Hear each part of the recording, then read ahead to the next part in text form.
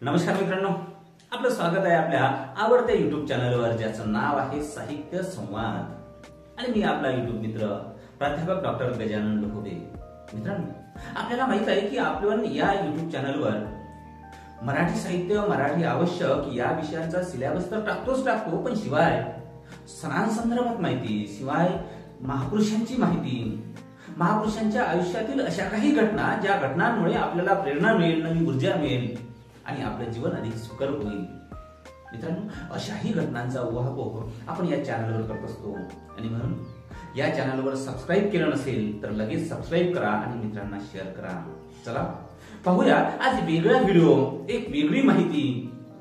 ज्या माणसाने आपल्या झाडूच्या भरोशावर श्रमाचं महत्व वाढवलंय आणि श्रमाची प्रतिष्ठा निर्माण केली, पुजूया त्या गाडगे महाराजांना। मित्रांनो, गाडगे महाराजांच्या जयंतीनिमित्त आपणा सर्वांना खूप खूप शुभेच्छा। मित्रांनो, खरं म्हणजे गाडगे महाराज फार सन्मानदर्शक नाव असं त्या नावातून काही प्रतीत होत नाही। गाडगे, खरं म्हणजे गाडगे म्हणण्याऐवजी त्यांचं नाव डेबू होतं। डेबू मधूनही सन्मान असा काही व्यक्त होत नाही। पण मित्रांनो, कुणीतरी म्हटलेलं आहे की जन्माने सगळी सारखेच असतात। मित्रांनो, माणसे जेव्हा जन्माला येतात ना, तेव्हा जन्माने सगळी सारखेच असतात, कर्माने ती वेगळी होतात। जन्माने सगळी सारखेच असतात, कर्माने ती वेगळी होतात। अरे कुणाला मिळत नाही माती तर कुणाचे पुतळे होतात, कुणाचे पुतळे होतात। मित्रांनो, याच मातीतून, याच गरिबीतून, वट्टी परीठ या समाजातून जन्माला आलेले गाडगे महाराज आज जगभर पसरलेले आहेत। अमरावतीला संत गाडगेबाबा अमरावती नावाचे एक विद्यापीठ निर्माण झालेलं आहे। एखाद्या विद्यापीठाला अशिक्षित असणाऱ्या गाडगेबाबांचं नाव द्यावं, त्यातच त्यांच्या कार्याची महती लपलेली आहे। कित्येक मुलं आज गाडगेबाबांच्या कीर्तनशैलीवर, गाडगेबाबांच्या भाषाशैलीवर, गाडगेबाबांच्या श्रम प्रतिष्ठेवर, गाडगेबाबांच्या एकूणच जीवन कार्यावर पीएचडी करतायत। म्हणजे संशोधनाचा विषय व्हावा अशा पद्धतीने अचाट कार्य गाडगे महाराजांनी केलेलं आहे। पाहूया गाडगे महाराज कसे होते। मित्रांनो, शेंडगाव अमरावती जिल्ह्यामध्ये अलीकडे अंजनगाव सुरजी या तालुक्यामध्ये शेंडगाव नावाचं अगदी छोटंसं गाव आहे आणि त्या गावामध्ये काही परीठ, म्हणजे विदर्भामध्ये त्याला वट्टी असंही म्हटलं जातं, त्या परीठ समाजाची काही वस्ती होती। या परीठ समाजामध्ये राणोजी चांगल्या गुण्यागोविंदाने राहत होता। खरं म्हणजे राणोजी आणि त्याचा एकूणच परिवार खऱ्या अर्थानं सुखी परिवार होता थोडाफार, पण राणोजी प्रचंड आळशी होता। राणोजीचा मुलगा झिंगारजी तरी कसा होता? झिंगारजी सुद्धा आळशी होता। झिंगारजीचं लग्न दापोरी येथील कोळशेकर यांच्या सखूबाई या मुलीशी झालं। सखूबाई आणि झिंगारजी छान पद्धतीने आपला संसार करू लागले। मित्रांनो, मुळातच झिंगारजी आळशी आणि परत व्यसनाधीन, त्यामुळे संसार काही सुरळीत चालत नव्हता आणि अशामध्येही या दाम्पत्याला मुलं काही होत नव्हते आणि झाले तर ते काही वाचत नव्हते। कसं करायचं? संसार वेलीवर जर मूल नावाचं फूल निर्माण झालं नाही तर त्या वेलीलाच काही अर्थ उरत नाही, असा इथल्या समाजाचा प्रघात विचार। आणि मग हे दाम्पत्य चिंतेत पडलं की आपल्याला मूल होत नाही, झालं तर वाचत नाही, कसं करायचं? मग मर्याईला नवस केला की हे मर्याई, मला मूल होऊ दे, मी तुझा नवस फेडेल। आणि मग एक मूल झालंय। खरं म्हणजे गोंडस छानपैकी एक मूल झालं, त्याचं नाव ठेवलंय डेबू। आता मित्रांनो, तुम्हाला प्रश्न पडला असेल की डेबू नाव कसं पडलंय, डेबू नाव कसं ठेवलंय? 23 फेब्रुवारी 1876 मध्ये डेबूजीचा जन्म झाला आणि मर्याईला नवस बोलल्यामुळे डेबू वाचला सुद्धा। आता खरं म्हणजे तो काळ नवसाचा काळ होता, तो काळ अंधश्रद्धेचा काळ होता। डेबू वाचला, पण मर्याईला आता नवस फेडायचा, कारण डेबू हा मर्याईच्या नवसाने झाला होता। आणि मग तेव्हाच्या प्रथा परंपरेप्रमाणे झिंगारजीने खूप सारे बोकडे, खूप साऱ्या माणसांना बोलावलं, बोकडे मटणाचं, दारूचं जेवण दिलंय आणि सारे लोक झिंगत राहिले। अशा पद्धतीने झिंगारजीने डेबूचा नवस फेडला। आता मित्रांनो, तुम्हाला प्रश्न पडला असेल की डेबू हे नाव कसं वाटतं? खरं म्हणजे प्रतिष्ठा असावी, ज्या नावाचा उत्सव करावा, जे नाव मंगल असावं, असं डेबू नाही वाटत। मग डेबू नाव का ठेवलं असेल? मित्रांनो, आपल्या धर्मग्रंथांमध्ये लिहिलं होतं की जो खालचा समाज आहे, चातुर्वर्ण पद्धतीमधला जो खालचा समाज आहे, त्या खालच्या समाजाची जी नावं आहे ती अमंगलकारक असावी. ज्या नावातून तिरस्कार निर्माण होईल तशा पद्धतीची नाव असावी. आणि मग एक तर मुलगा जन्मत मुलं होत नव्हती, झाली तर ती वाचत नव्हती. आता वाचल्यानंतर की ती झाल्यानंतर कुणाची त्याला नजर लागू नये आणि म्हणून मग कुणाचं त्याच्याकडे लक्षच जाऊ नये अशा पद्धतीचं तिरस्कारयुक्त अमंगलकारक नाव ठेवायचं म्हणून नाव ठेवलं डेबू. मित्रांनो, डेबू 6-7 वर्षाचा असेल तर झिंगारजी मरण पावले. का मरण पावले? प्रचंड व्यसन करायचे, व्यसनाधीन झाले होते, कोणतंही काम करायचे नाही, त्यामुळे संसार मोडकळीस आला होता. सखूबाई आणि झिंगारजी कसं तरी संसाराचा रथ गाडा चालवत होते, ढकलत होते. झिंगारजीला अनेक व्यसनं जडली होती आणि मग त्या व्यसनामुळे झिंगारजी खंगत मरणाला टेकले. आणि आता मरणार तो तेव्हा मात्र त्यांना त्या व्यसनाधीनतेची व्यसन किती वाईट असते याची जाणीव झाली. आणि मग झिंगारजी त्या सखूबाईला जाता जाता म्हणाले की बघ, मी आयुष्यभर व्यसन केलंय आणि व्यसनामध्येच आता मरणार आहे. माझी अंत्ययात्रा आता संपणार आहे, मी मरणार आहे. आयुष्यभर आपण देवाचा नवस केला, पण देवाला नवस करून काही होत नाही. देव काहीच कोणाला देत नाही. आपलं कर्म जर चांगलं असेल तर आपण मोठं होतो. आयुष्यभर आपण कोंबडे बकरे कापले, लोकांना चारले, दारू पाजली, पण त्याच्यातून काही निष्पन्न झालं नाही. आणि आता मी तर जाणार आहे, पण एक लक्षात ठेव, या डेबूला तरी याच्यापासून दूर ठेव. डेबूला कधीही आयुष्यात व्यसन लागू देऊ नको. कोंबड्या बकऱ्यांपासून दूर राहा, नवस कधी करू नका, अंधश्रद्धेमध्ये राहू नका. हा जाता जाता का होईना शहाणपण झिंगारजीला समजलं आणि शहाणपणाचे ते प्याले सखूबाईकडे दिले आणि सखूबाईने तेच प्याले, तेच विचार, तेच डोस पुढे जाऊन डेबूला दिले. मित्रांनो, पुढील आयुष्यामध्ये डेबूजी म्हणजेच गाडगे महाराज कोंबड्या बकऱ्यांचा नवस करू नका, नवसे कन्यापुत्र होती तर का करणेला गतिपती हा विचार सांगतात. रेडे कापू नका, बैल कापू नका, कोंबडे बकरे कापू नका, दारू पिऊ नका, अंधश्रद्धेमधून बाहेर पडा, हे जे सगळे विचार सांगतात, हे विचार कुठून आले?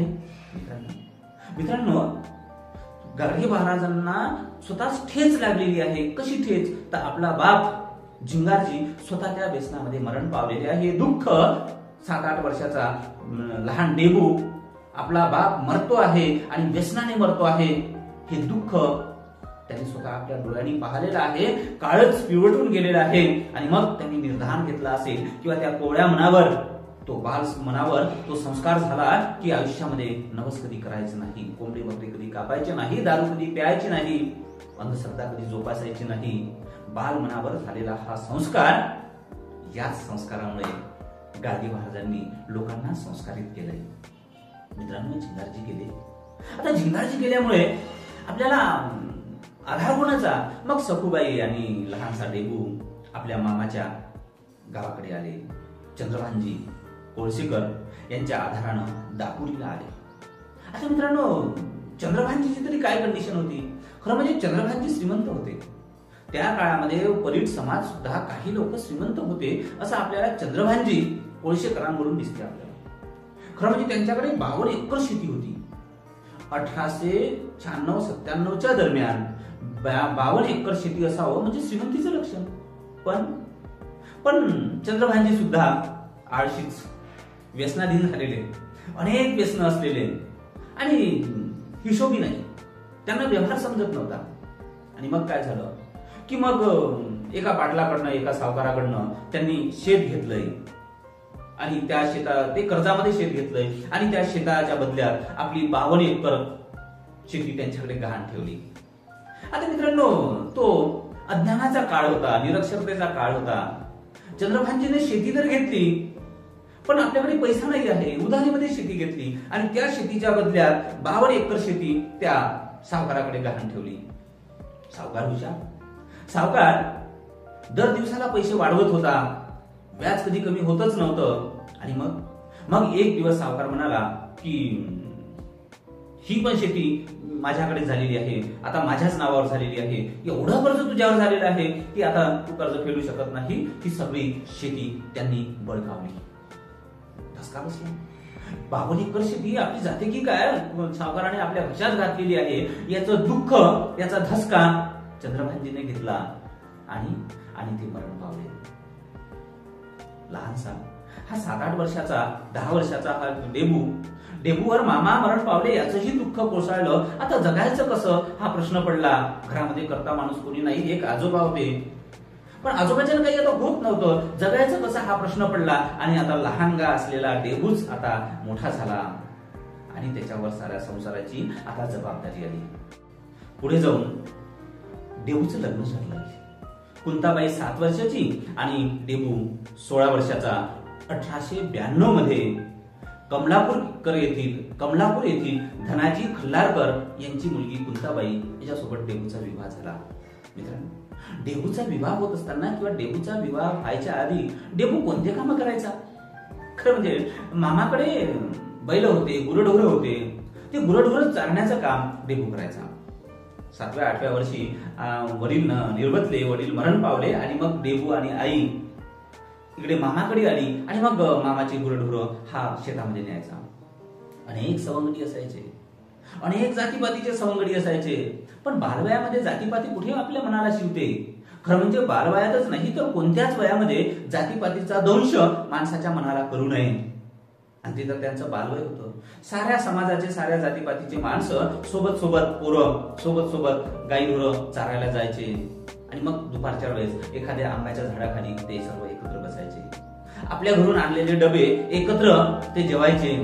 कोणत्याही जातीचा, कोणत्या जातीचा आहे, कोण उच्च आहे, कोण नीच आहे, कोण श्रेष्ठ आहे, कोण कुलीन आहे, कोण कनिष्ठ आहे, हा भेदच नव्हता. माणुसकी ही सर्वांची जात होती आणि या समानतेने हे सारे मुलं एकत्र जेवत होते. ही गोष्ट गावामध्ये समजली, मामाला समजली होती, गावातील काही माणसांना समजली होती. आणि मग हा इतर खालच्या जातीतील पोरांसोबत जेवतो आहे, त्यांच्यासोबत राहतो आहे, ही वार्ता गावात समजली आणि या कोवळ्या मनामध्येच अस्पृश्यता, भेदाभेद याचे दंश त्या बालमनाला झाले. मित्रांनो, आणखी हे पोरं जेव्हा वावरात जायचे ना, जेव्हा त्या गुरढोर राखायला जायचे ना, तेव्हा काय करायचे?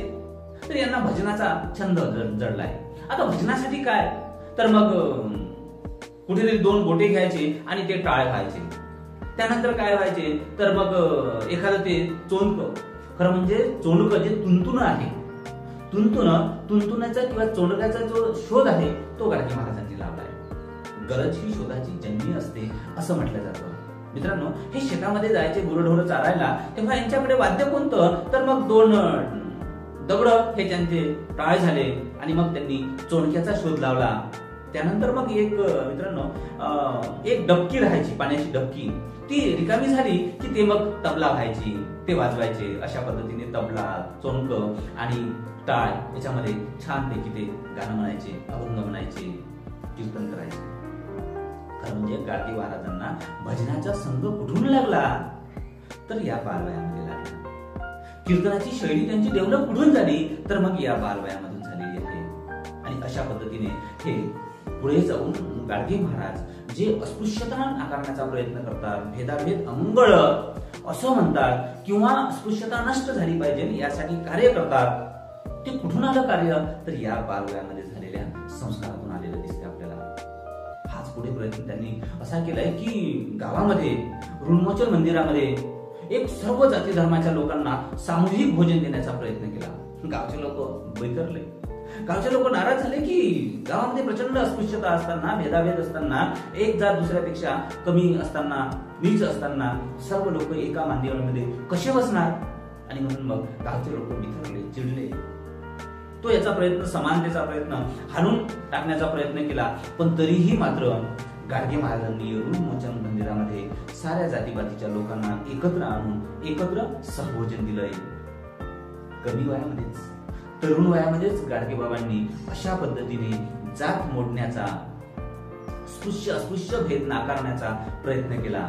मित्रांनो, गाडगे महाराजांच्या अंगामध्ये, रोमारोमामध्येच अशा पद्धतीचं विद्रोही, विज्ञानवादी तत्व होते. पुढे जाऊन ते अधिक मोठ्या प्रमाणात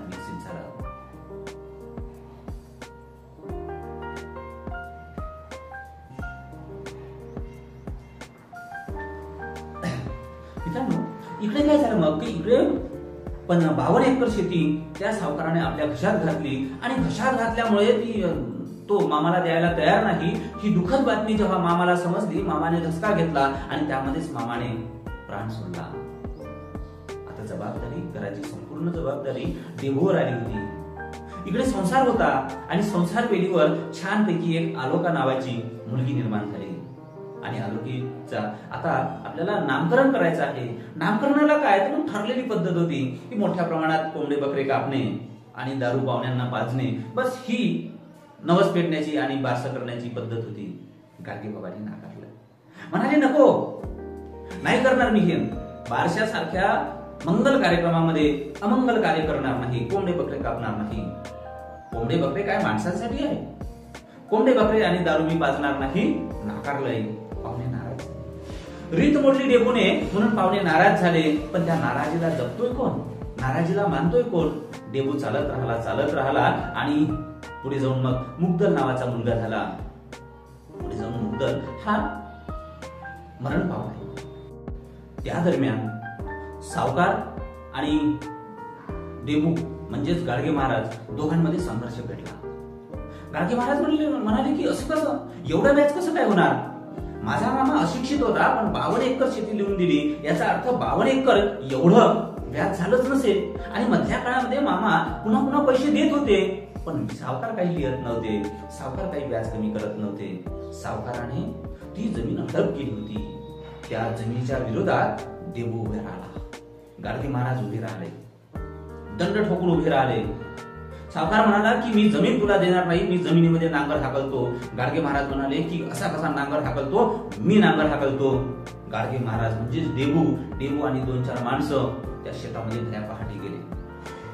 देबू अंगाने धडधाकट होता, उंच पुरा होता. जेवढी ताकद शरीरामध्ये होती त्याच्याही पेक्षा 10 पटीने ताकद त्याच्या मनामध्ये होती. गेला 10-12 लोकांना घेऊन शेतामध्ये गेला, भल्या पहाटे गेला. तिकडनं सुद्धा तो सावकार घोड्यावर बसून आणि काही नांगर घेऊन, काही माणसांना घेऊन शेतामध्ये आला. पाटील वाटच पाहत होता की केव्हा हा याच्यामध्ये नांगर टाकतो आणि मी त्यांच्यावर झडप घालतोय. डेबूने नांगर टाकायला सुरुवात केली, नांगर धरायला सुरुवात केली. तोच बाटलाने आपले जे माणसं आहेत ते माणसं डेबूवर पाठवले. देवूने म्हणाला लक्षात ठेवा, तुमच्या सोबत माझं काही वैर नाही.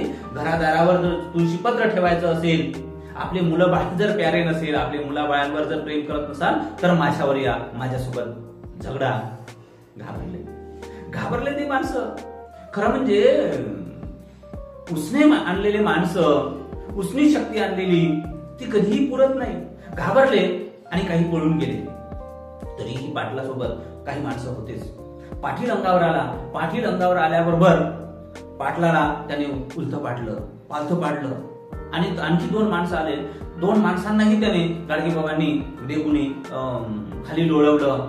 पाटील घाबरला, पाटील बिथरला आणि मग पाटलाने आपल्या त्या माणसांना परत करण्याचा इशारा केला, परत जाण्याचा इशारा केला. आणि अशा पद्धतीने देबूने पहिलाच संघर्ष चांगल्या पद्धतीने जिंकला. पण काय झालं की देबूचे जे आजोबा होते, चंद्रभान मामाचे वडील, त्यांनी फक्त आम्हाला 15 एकर जमीन द्यावी या बेसवर सावकाराकडनं 15 एकर जमीन घेतली आणि हा सगळा मसला नील करून टाकला. गाडगे बाबांना, देबूला वाईट वाटलं की आपली 52 एकर शेती जाते आहे, आपण मालकीचे 52 एकराच्या मालकीचे आहे. पण तरीही मात्र आजोबाने हा सौदा केला असल्यामुळे देबूला काही बोलता आलं नाही. 15 एकर का होईना, 15 एकर त्या डेबूच्या संघर्षामुळे आजोबाला जमीन मिळाली. मित्रांनो, एकदा काय झालं की आजोबाकडे एक म्हातारा बैल होता आणि म्हातारा बैल आता विकून टाकायचा, कारण तो काहीच काम करणार नाही, त्याचा काहीच फायदा नाही आणि म्हणून तो विकून टाकायचा. म्हणून कसाई आला आणि आजोबाने कसाईला तो बैल विकला. गाडगे बाबा आले, देबू आलाय आणि म्हणाला की आतापर्यंत त्याचं काम होतं म्हणून त्याचा वापर केलाय आणि आता त्याचं काम संपलंय म्हणून त्याला विकून टाकताय, त्याला मरायला विकून टाकताय, कसायला विकून टाकता.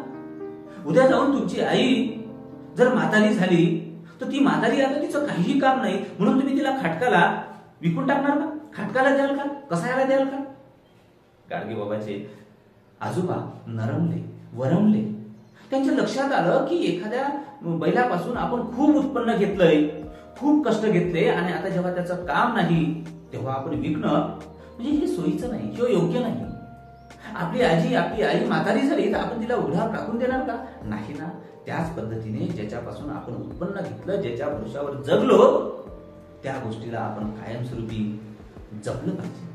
हा जपण्याचा संदेश गाडगेबाबांनी आजोबाला दिला. आजोबाने मान्य केला आणि तो बैल, कसायला विकलेला बैल पुन्हा आजोबाच्या घरी आला. आणि मग शेवटी जेव्हा तो बैल मरण पावला तेव्हा गाडगे महाराजांनी त्याला रितसर जमिनीमध्ये खड्डा करून तिथे पुरलंय. भूतदया. गाडगे महाराज आयुष्यभर जी भूतदया सांगत होते, गरिबांवर प्रेम करा, पशु पक्ष्यांवर प्रेम करा, का सांगत होते? ते जगत होते. गाडगे बाबा हा असा प्रत्यक्ष जगणारा माणूस आहे. केवळ सांगणारा माणूस नाही, तर तो कृती करणारा माणूस आहे. आणि जो माणूस कृती करतो त्याला उक्ती सांगण्याचं कारणच पडत नाही, त्याचं कामच बोलते. गाडगे महाराज हे असे करते समाज सुधारत होते.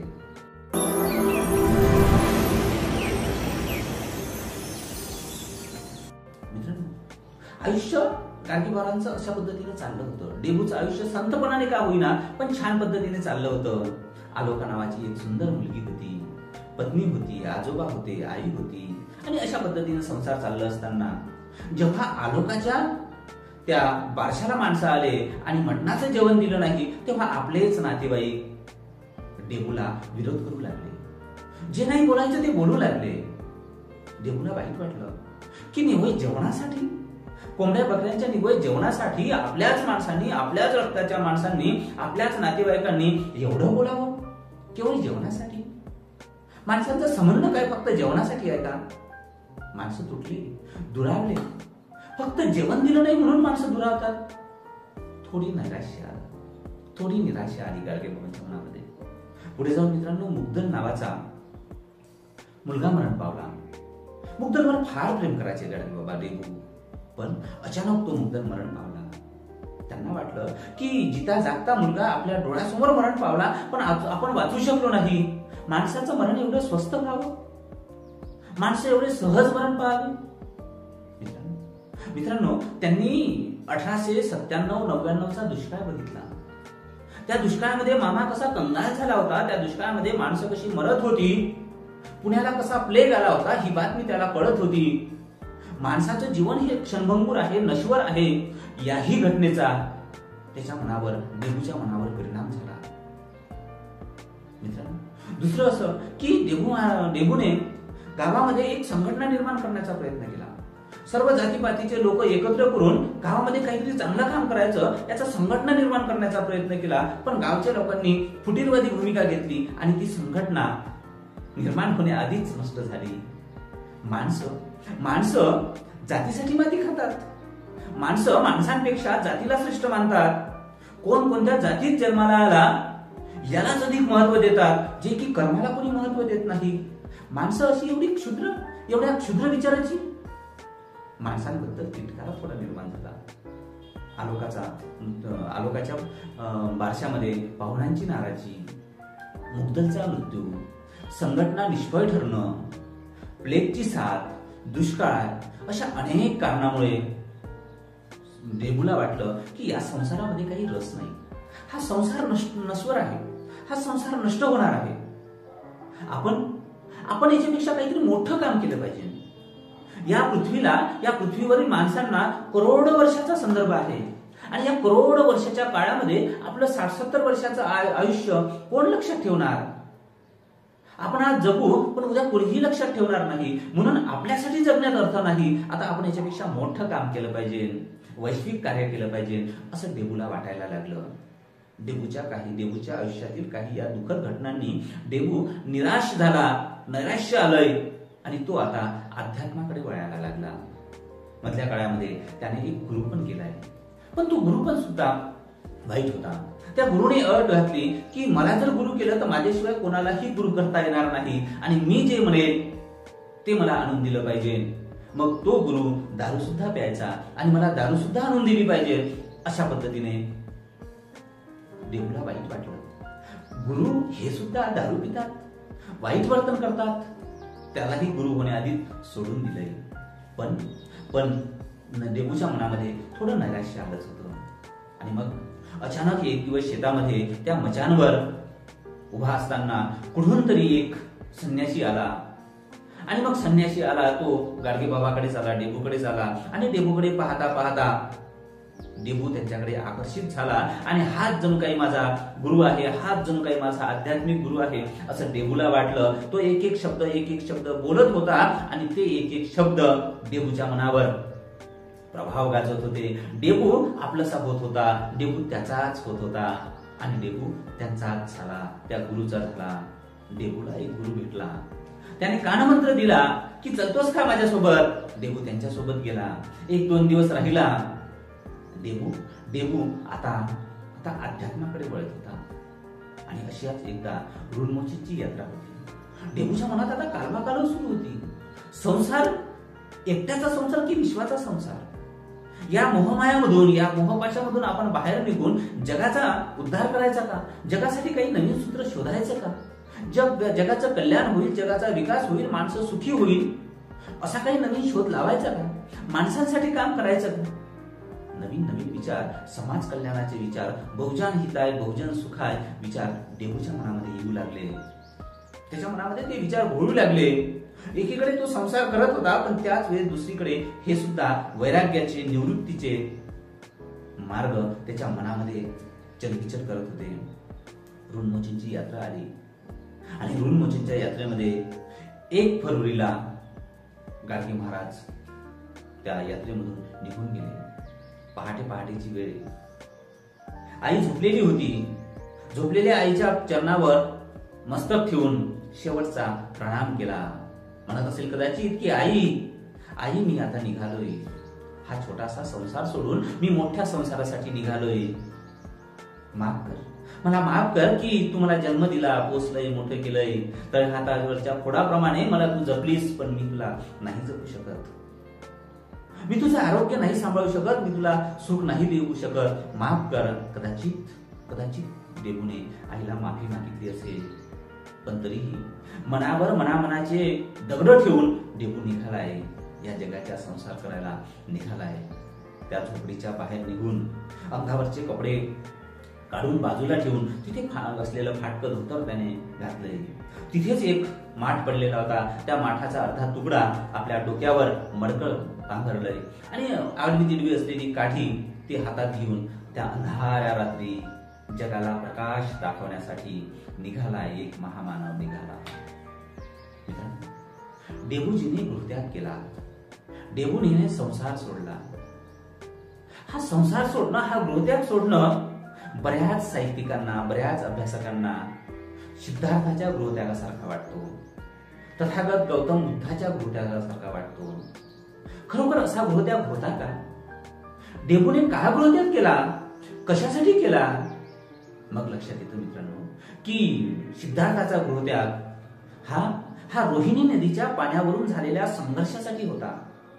सिद्धार्थाला वाटत होतं की संघर्ष हे कोणत्याही समस्येवरचा उपाय नाही, युद्ध हे उपाय नाही, तर शांती हाच त्यावरील एक प्रबुद्ध मार्ग आहे, उपाय आहे.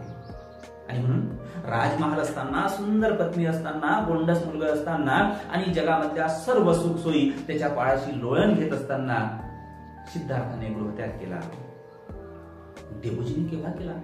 तर डेबूजीच्याही त्या संसार वेलीवर एक आलोका नावाची सुंदर मुलगी जन्माला आली असताना, संसार चांगला असताना, पत्नी सुंदर असताना आणि डेबूजीची या 4ही गावांमध्ये, 4ही बाजूंनी एक चर्चा पसरलेली होती, एक प्रसिद्धी झाली होती की या गावांमध्ये एक डेबूजी सारखा एक हिम्मतवान बलदंड माणूस राहतो, समाजकार्य करणारा माणूस राहतो. ही प्रसिद्धी पण झाली होती. अशी प्रसिद्धीच्या झोतात असलेल्या, संसार वेलीवर सुख निर्माण होत असलेल्या या काळामध्ये, या वयामध्ये डेबूजीने गृहत्याग केला.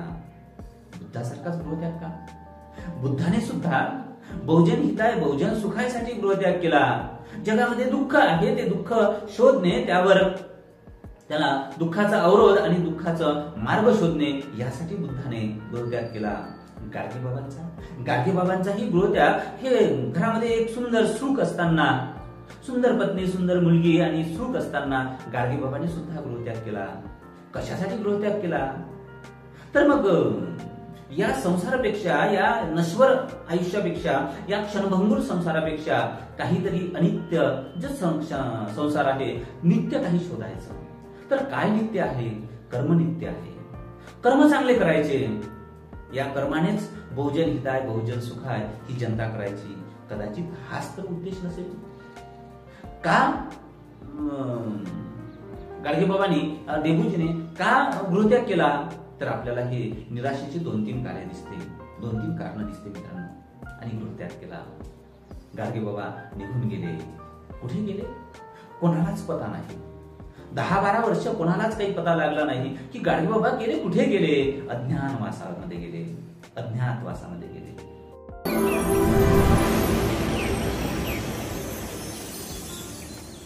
गेले गाडगेबाबा, घर सोडून गेले, गृहत्याग केला. कुठे गेले? वनवन फिरले. कधी या गावात, कधी त्या गावात, कधी त्या गावात. हवेची झुळूक यावी त्या पद्धतीने एखाद्या गावात दिसायचे, काही वेळ बसायचे, काम मिळेल ते काम करायचे, मिळेल नाही मिळेल खायचे आणि लगेच दुसऱ्या गावात जायचे. हवेसारखे इथून तिथे, तिथून तिथे जायचे. मित्रांनो, एका गावात गाडगे महाराज गेले, खरं म्हणजे डेबू गेले. आणि मग डेबू गेले असताना त्या मंदिरात बसले. अंगावरचे कपडे सगळे चिंध्या चिंध्या झालेले, दाढी वाढलेली, आरोग्याची कुणाला काळजी. खरं म्हणजे आता आरोग्य, स्वतःच्या आरोग्यापेक्षा समाजाचं आरोग्य सांभाळायचं हेच व्रत, हेच पण गाडगेबाबांनी घेतलं होतं. आणि मग त्या ठिकाणी सायंकाळ झाली आणि सायंकाळी त्या मंदिरामध्ये एक अनोळखी माणूस, दाढी वाढलेला माणूस, चिंध्या झालेला माणूस, कसे केस विस्कटलेला माणूस ते जातो आहे. लोकांना वाटलं हा चोर तर नसेल किंवा चोरांचा हेर तर नसेल. आणि म्हणून मग त्यांनी, तो काळ इंग्रजांचा, त्या गावातील लोकांनी या माणसाला पकडलंय, त्याला बेड्या ठोकल्या आणि पोलीस पाटलाकडे नेलंय. पोलीस पाटील म्हणाला की सांग तू कोण आहे? तो म्हणाला की मी कोण आहे माहितच नाही. खरं म्हणजे आपण कोण? नावात काय असतं? गाडगे महाराज म्हणाले की नावात काय असतं? मी त्या ईश्वराचा बंदा आहे. अरे नाव असेल ना, नाव विसरलो, नाव माहित नाही. गाव कोणतं? गाव माहित नाही. कुठे चालला? माहित नाही. मित्रांनो, ना गाव माहित, ना नाव माहित, कुठे चाललो काय माहित नाही. आणि मग तो त्यांना थोडी शिक्षा दिली आणि त्यांना हाकलून दिलंय. कुठेतरी पंढरपूरला यात्रा होती. पंढरपूरला यात्रेमध्ये गेली, अलोट गर्दी झाली. विठ्ठल रुक्मिणीचा तो सोहळा, महाराष्ट्राच्या देवदैवताचा तो सोहळा. या सोहळ्यामध्ये अलोट गर्दी झाली. गरीब काय, श्रीमंत काय, लहान काय, मोठे काय, सान काय, थोर काय, सगळेच लोक त्या पंढरपूरच्या यात्रेला आले. रुक्मिणी पांडुरंगाच्या दर्शनाला आले. काय पाहिलं गाडगेबाबांनी? पण तिथेही पाहिलं, श्रीमंत बडवे गरिबांना दर्शन घेऊ देत नाही. पंढरपूरच्या विठ्ठल रखुमाईचं काही बडवे सहज दर्शन घेतात, श्रीमंत माणसं सहज दर्शन घेतात, पण तिथे गरिबांना मात्र विठ्ठल रखुमाईचं दर्शन दिलं जात नाही. कित्येक तास त्या लाईन मध्ये उभं राहावं लागतं आणि तरीही ते बडवे दर्शन घेण्याआधीच चला चला, निघा निघा निघा निघा असं म्हणतात. देव तिथेही गरिबांना पारखाच होतो. आणि मग गाडगेबाबांच्या लक्षात आलं की खरं म्हणजे देव इथे नाही आहे. इथे पाया लागण्यापेक्षा गाडगे महाराज त्या मंदिराकडे, त्या देवाकडे पाहतच राहिले, त्या बडव्यांकडे पाहत राहिले. बडवे कशा पद्धतीने यांना नाकारतात, हाकलतात. रांग मागे लागलेली होती. गाडगेबाबा त्यांना पाहण्यामध्ये मग्न झाले. लोक ओरडायला लागले आणि मग त्यांनी एक धक्का दिला. तेव्हा गाडगेबाबा खाली पडले आणि गाडगेबाबांना ओढून ओढून त्यांना बाहेर काढलं. खरं म्हणजे देवाचं दर्शन सुद्धा घेऊ दिलं नाही. गाडगेबाबांनी ठरवलं की जो देव आपल्याला दर्शन देत नाही किंवा जिथे बडवे आपल्याला दर्शन सुद्धा घेऊ देत नाही, गरिबांना दर्शन सुद्धा घेऊ देत नाही, तिथे अलोट गर्दी जमा होते. त्या माणसांची, त्या गरिबांची काय व्यवस्था होते, काय अवस्था होते. आणि म्हणून त्या गरिबांची एक व्यवस्था लावण्यासाठी पुढे जाऊन गाडगेबाबांनी एक धर्मशाळा बांधली. देवांसाठी धर्मशाळा नाही, देवांसाठी मंदिर बांधलं नाही, तर माणसांसाठी मंदिर बांधलंय, माणसांसाठी धर्मशाळा बांधली. म्हणजेच गाडगेबाबांनी देव कुणामध्ये पाहिला? तर देव माणसांमध्ये पाहिला. तो मंदिरामधला देव महत्वाचा नाही. तो दगडाचा देव त्याला वडराचं भेव, सोन्या चांदीचा देव त्याला चोराचं भेव, मातीचा देव त्याला पाण्याचं भेव, लाकडाचा देव त्याला अग्नीचं भेव. देव असा देवळात नाही आहे, तर देव पाहावयाशी गेलो आणि देव होऊन या ठेलो. ही तुकारामांची पंक्ती, तुकारामांचा विचार गाडगे बाबांपर्यंत येतात. म्हणून सुदाम सावरकर म्हणतात की गाडगे बाबा म्हणजेच तुकारामांचा जणू काही अवतारच अशा पद्धतीचं. गाडगे बाबांनी जाणलं जोखलं की देव हा देवळात नसून देव हा माणसांमध्ये आहे, म्हणून माणसांची सेवा केली पाहिजे. माणसांच्या सेवेसाठी हातात खराटा घेतला आणि विठ्ठल रखुमाईच्या त्या यात्रेमध्ये सायंकाळी ती घाण त्या ग्राउंडवरची त्या पटांगणावरची ती घाण साफ करायचे. लोक पाहायचे की कोणतरी एक माणूस दररोज घाण साफ करतो. खरं म्हणजे इथे पंक्ती जोडायला माणसं मिळतात, पण घाण साफ करायला कोणी माणूस मिळत नाही. तर अशाही अवस्थेमध्ये एक माणूस इथे घाण साफ करतो, दररोज घाण साफ करतो. हा कदाचित माणूस नसेल, हा कदाचित मानव नसेल. लोकांनी जोखलं की हा मानव नाही, हा महामानव आहे. आणि लोक तेव्हापासून यांना गाडगे महाराज म्हणायला लागले. अंगावर कपडे चिंधे झाले होते, कोणी चिंधूजी महाराज म्हणायला लागले.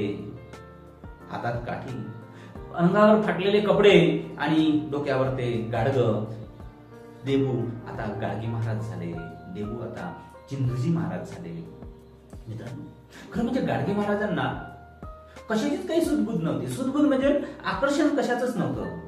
एकदा ते बडनेरा रेल्वे स्टेशनवर आले आणि रेल्वेने कुठेतरी बाहेर जाणार, तर चप्पल थोडी बाहेर काढून ठेवली. रेल्वे आली, लोक म्हणाले चला चला. गाडगे महाराज गाडीमध्ये बसले आणि जेव्हा 1-2 दिवसांनी परत आले तेव्हा त्यांची ती बाहेर काढून ठेवलेली चप्पल तशीच त्याच ठिकाणी होती. चोरांच्या या काळामध्ये गाडगे महाराजांची चप्पल कोणीच चोरीला नेली नव्हती, कोणीच चोरली नव्हती. तो चमत्कार होता का? नाही मित्रांनो, तो चमत्कार नव्हता. गाडगे महाराजांची चप्पल म्हणजे त्या 2 चपला कधीही एकसारख्या राहत नव्हत्या. एक चप्पल दुसरीच कोणती तरी आणि दुसरी चप्पल तिसरीच कोणती तरी, अशा पद्धतीने दुसरी आणि तिसरींचा संगम म्हणजे गाडगे महाराजांच्या चपलांचा जोड असायचा. कोण चोरणार आहे? आणि तसाच राहिला गाडगे महाराज असा संसारातून निवृत्त झालेला माणूस. कशाचंही काही आकर्षण नाही. फक्त आता जगायचं लोकांसाठी, मरायचं लोकांसाठी. तुका म्हणे आता उरलो उपकारापुरता, याच भूमिकेतून गाडगे बाबा जगत होते. मित्रांनो, इकडे संसार यांचा ओस पडला होता. त्याची आई, गाडगे महाराजांची आई, पत्नी आणि आलोका चिंतित होते, चिंतातूर झाले होते की आपला धडधाकट कर्तृत्वान मुलगा कुठे गेला असेल. खूप शोधाशोध केली, पण वाऱ्याला कधी पकडता येतं का? सुगंधाला कधी पकडता येतं का? नाही. गाडगे महाराज वाऱ्यासारखे या गावावरून त्या गावाला जायचे, सुगंधासारखे सारा आसमंत दरवळून टाकायचे. पण यांना माहित होतं की ऋणमोचनच्या यात्रेला गाडगे महाराज येणार. आणि मग ऋणमोचनच्या यात्रेमध्ये आई, त्यांची पत्नी, मुलगी आणि सगळे सोयरे तिथे गेले. गाडगे महाराज तिथे त्यांना दिसले. काय करत होते हो? तर मधात एक ओढा होता, या काठावरून त्या काठावर फक्त लोक जायचे. कित्येक वर्षाचा हा प्रवास होता, पण त्यांना पूल नसल्यामुळे पाण्यामधून जावं लागत होतं. पाण्यामधून जाता ओले पाय घेऊन पलीकडे जात असताना त्या काठावरती जाऊन ते पडायचे, घसरायचे आणि बरेच लोक पाण्यामध्ये पडायचे. वर्षाचा हा उपक्रम असाच होता, पण कोणीही तिथे पूल करायला तयार नव्हतं, कोणीही याची डागडुजी करायला तयार नव्हतं. सारेच देवाच्या मंदिरांमध्ये गर्दी करायला, पण हा उघड्यावरचा देव माणूस दररोज घसरत होता आणि तसाच पाण्यामध्ये पसरत होता. त्याच्याकडे सगळेच दुर्लक्ष करत होते. बेदखल झालेला देव हा उघड्यावर सापडत होता. गाडगे महाराजांनी ओळखलं. गाडगे महाराजांनी काय केलं की वाळलेली माती तिथे ते टाकायचे. त्यामुळे मग ओले पाय जरी झाले तरी त्या वाळली माती असल्यामुळे ते समोर जायचे. पुन्हा ओली झाली की पुन्हा टोपलभर तिथे माती टाकायचे. दिवसभर त्यांचा हाच नित्यक्रम लोक पाहायचे. कोणतरी हा सत्पुरुष आहे, कोणतरी हा वेगळा आहे, चिंध्या झालेला माणूस आहे, दाढी वाढलेली माणूस आहे, पण याच्या मनामध्ये याचं मन हे सत्पुरुषाचं आहे, याचं कार्य हे महामानवाचं आहे. कोणतरी जाणायचे. अशातच गाडगे बाबांचा एक ओळखीचा माणूस आला आणि तो आईला जाऊन सांगतो की आई डेबू दिसला आणि सारे लोक डेबूला पाहायला आले. अरे डेबू. आणि आईचं काळीज सुभर झालं. गगनात आनंद मावत नव्हता आणि डोळे भरून ते आपल्या मुलाला पाहत होते. डोळे भरून पाहता पाहता त्या डोळ्यांमधून आनंदाश्रू गंगा जमुना वाहत होत्या. एक मुलाचं आईचं ते मिलन होत होतं. कित्येक वर्षानंतर आपला कर्तृत्ववान मुलगा भेटत होता, तो दिसत होता आणि तिथं त्याची पत्नी सुद्धा त्या आपल्या नवऱ्याला डोळे भरून पाहत होती आणि तशीच मनामध्ये त्याचं रूप ते साठवून ठेवत होती. आलाय बसला म्हणाला की आई म्हणाली की चल आता घराकडे चल, पुन्हा नव्याने संसार करू.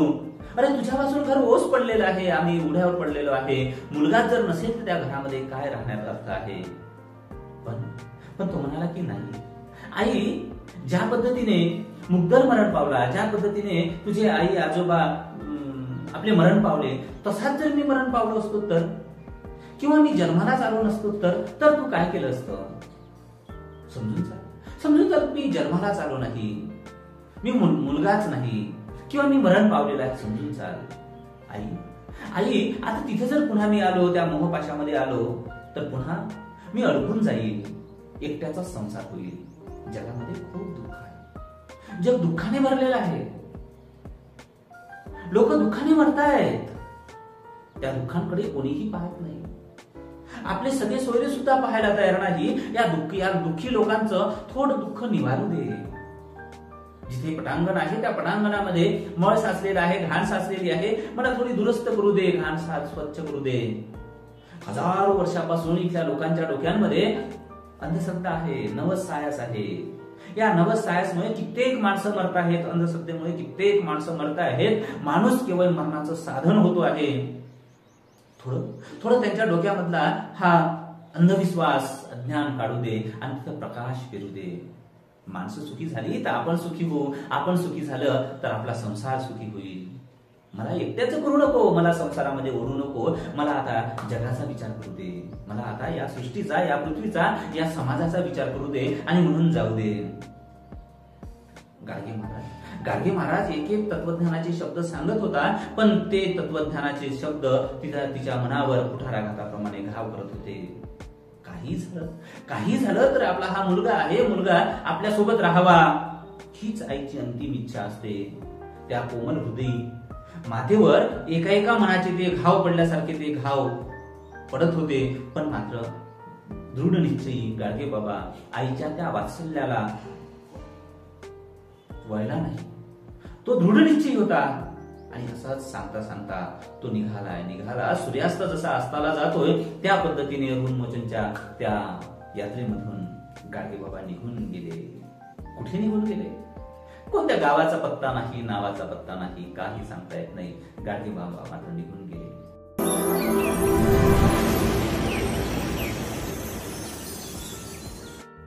गाडगे महाराज निघून गेले, या जगाचा संसार करण्यासाठी निघून गेले. त्यांच्या लक्षात आलं की या समाजामध्ये प्रचंड गरिबी आहे. एक माणूस दुसऱ्याला अस्पृश्य मानतो आहे, जातीमध्ये विभागलेला आहे. माणूसच, पण इथे माणूस कोणी मानत नाही, माणसाला मोठं कोणी मानत नाही, त्याच्या जातीला मोठं मानते. पैसा असेल तर त्याला मान सन्मान देतो. गरिबाची कोणी लाज राखत नाही, गरिबाची कुणाला कीव येत नाही. म्हणून ज्यासी आपण गीता नाही, त्यासी घरी जो हृदयी, तोची साधू ओळखावा, देव तिथेची पहावा. हे तत्व आपण जाणलं पाहिजे, जोखलं पाहिजे, यासाठीच आपण जगलो पाहिजे. हे तुकारामाचं वचन गाडगेबाबांच्या हृदयात आलंय, मनमेंदूमध्ये आलं आणि गाडगेबाबांचं जीवित कार्य इथूनच खऱ्या अर्थानं सुरू झालं. मग ऋणमोचनच्या त्या यात्रेमध्ये त्यांनी एक घाट बांधला. मूर्तिजापूरकडे त्यांनी एक गोशाळा निर्माण केली. मित्रांनो, त्यांच्या बालपणाचा प्रसंग आपल्याला आठवते की म्हातारा झालेला बैल जेव्हा आजोबा विकतो आहे तेव्हा कसायाला विकू नये, त्याचीही आपण खबरदारी घेतली पाहिजे. आणि मग कसायाला विकणाऱ्या म्हाताऱ्या गायी जेव्हा गाडगे महाराज पाहत होते तेव्हा त्यांचं मन असं कळवळत होतं. आणि म्हणून या गायींसाठी त्यांनी गोशाळा बांधली.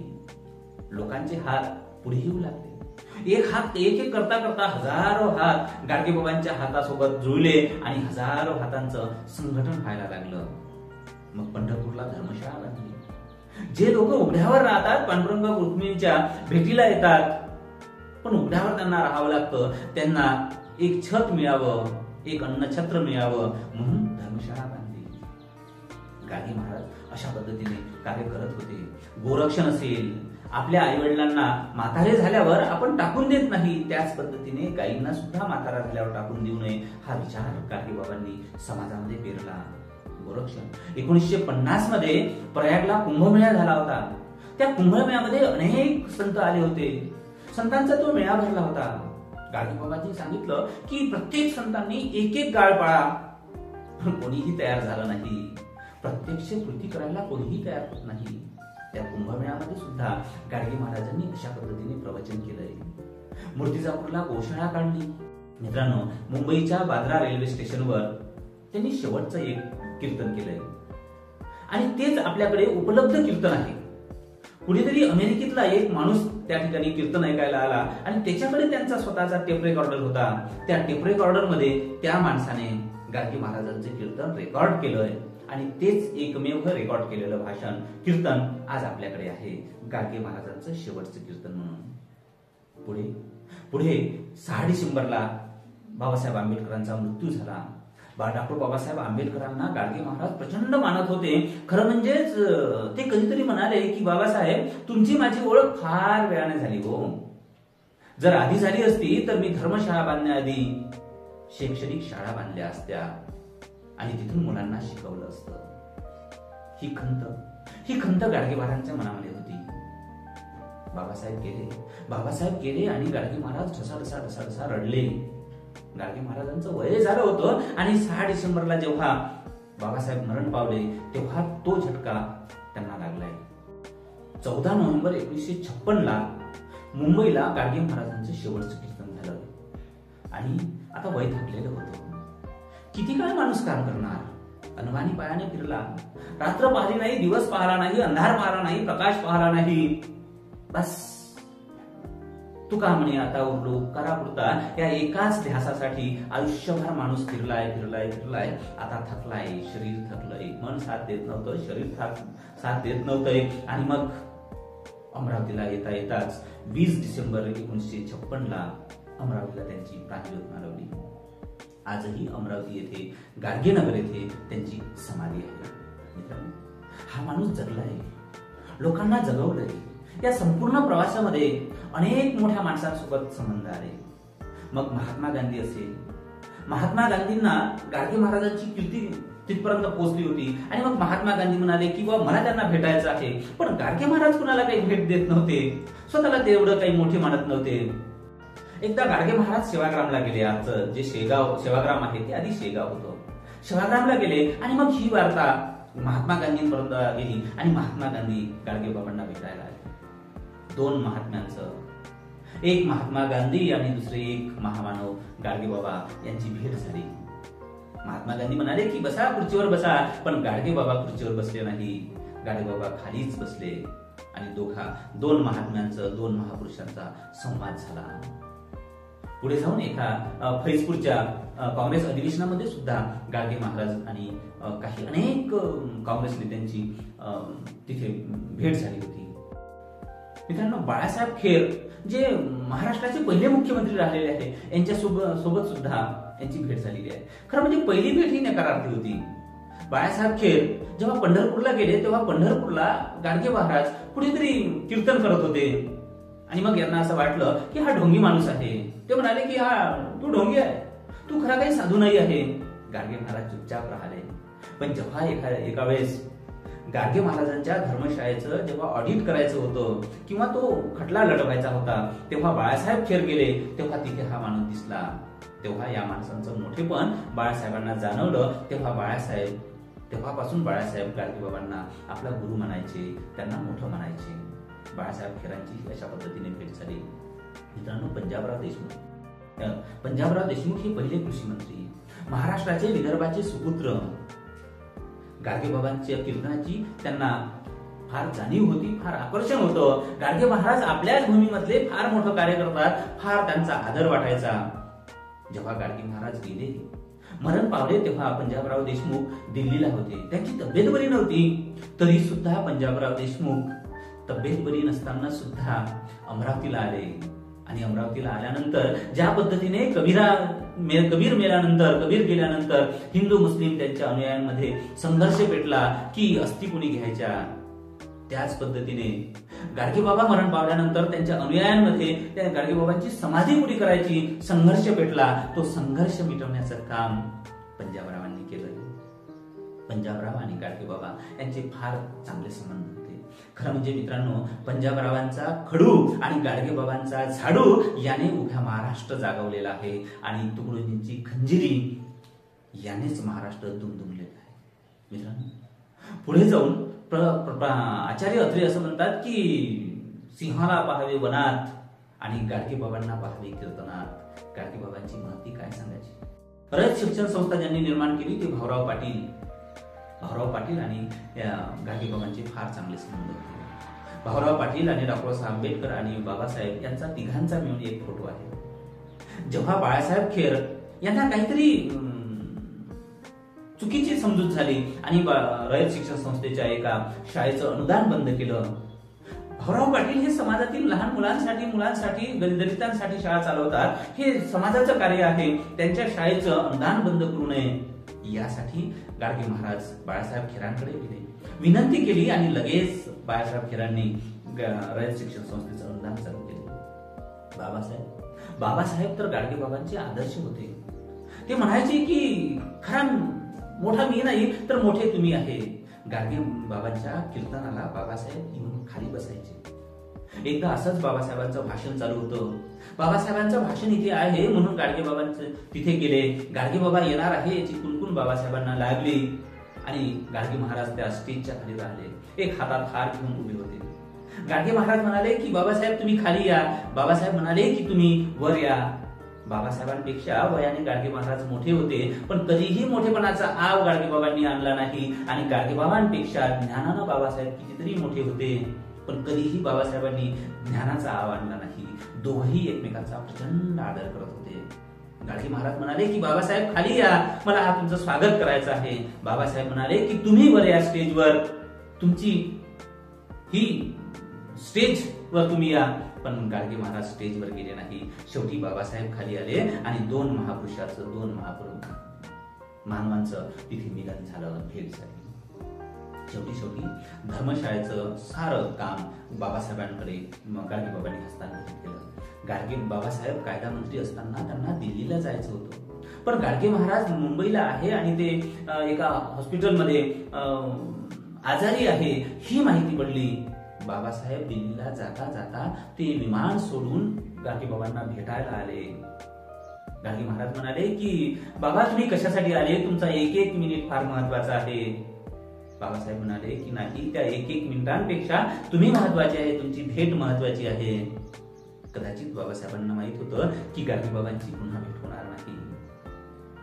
पंजाबराव देशमुख, गाडगे महाराज असेल किंवा महामानव डॉ. आंबेडकर असेल, हे तिघही चौघही आणि अनेक लोक गाडगे बाबांना अत्यंत आदराने मानायचे, अत्यंत आदर करायचे. असा हिऱ्यांसोबत राहिलेला मोठा माणूस, महामानवांसोबत राहिलेला हा गाडगे बाबा तुकडोजी सोबत राहिलेला आहे. जेव्हा एका गावामध्ये रेड्यांची कत्तल होणार होती, तेव्हा ती कत्तल थांबवण्यासाठी गाडगे महाराज तिथे म्हणाले की माझा आधी मला मारा, नंतर तुम्ही रेड्यांना मारा. गावामध्ये संघर्ष पेटला. कोण माणूस कोणी ओळखत नव्हतं. संघर्ष पेटला. तो संघर्ष मिटवण्यासाठी तुकडोजी महाराज गेले आणि तुकडोजी महाराजांनी तिथे घणाघाती त्यांच्यावर त्या अंधश्रद्धेवर आसूड ओढले आणि त्यांना समजून सांगितलंय. तुकडोजी आणि गाडगे महाराज असे दोघं सन्मित्र होते. त्यांची मोठ्या प्रमाणात चांगल्या पद्धतीने भेट व्हायची. गाडगे महाराज मोठ्यांसोबत राहिले, पण गरिबांची कधी साथ सोडली नाही. गरिबांसाठी जगले. गरिबांसाठी जगणारा, गरिबांना अन्न वस्त्र निवारा द्या, तहानलेल्याला पाणी द्या, रोगी आहे त्याला आजार द्या, त्याला आधार द्या, त्याला औषध द्या. ज्यांचे लग्न होत नाही त्यांचे लग्न करून द्या. जो अपंग असेल त्यांची सेवा करा. असा दशसूत्री कार्यक्रम गाडगेबाबांनी केला. मित्रांनो, गाडगेबाबा किती विज्ञानवादी. एका ठिकाणी माणूस मेल्यानंतर त्याला पिंडदानाला कावळा शिवावा आणि कावळा जर शिवला तर मग ते स्वर्गामध्ये त्याला इथे होमात टाकलेल्या वस्तू जाते असं त्या ब्राह्मणांचं मत होतं. तिथेच त्या नदी पात्रामधील पाणी गाडगेबाबा बाहेर फेकत होते. ते ब्राह्मण म्हणाले की तू असा बाहेर का बरं फेकतो, बाहेर पाणी का फेकतो? ते म्हणाले की इथून 10 किलोमीटरवर माझं शेत आहे, त्या शेताला मी पाणी ओलवतो. ब्राह्मण म्हणाले की अरे इथे पाणी फेकतोय, मग 10 किलोमीटर वर त्या शेतामध्ये कसं जाईल? गाडगे महाराज म्हणाले की स्वर्ग किती दूर आहे अजून कोणाला माहित नाही, इथे तुम्ही वस्तू टाकता तिथपर्यंत कशा पोहोचतील? गाडगे महाराजांचा विज्ञानवाद असा होता. नवसे पुत्र होती तर का करणे लागतीपती, कोंबडे बकरे कापू नका, गरिबांना छळू नका, दान धर्म करा, भेदाभेद मानू नका, भेदाभेद अमंगळ, अशा पद्धतीचा विचार आयुष्यभर गाडगे महाराजांनी पेरलाय. आणि म्हणूनच आज समाज एका विज्ञानवादाकडे वळला. समाजातील जी अंधश्रद्धेची दरी आहे ती कमी झाली, याचं सार श्रेय गाडगे बाबांना जातं. गाडगे बाबांच्या या जयंती निमित्त खूप खूप गाडगे बाबांना विनम्र अभिवादन.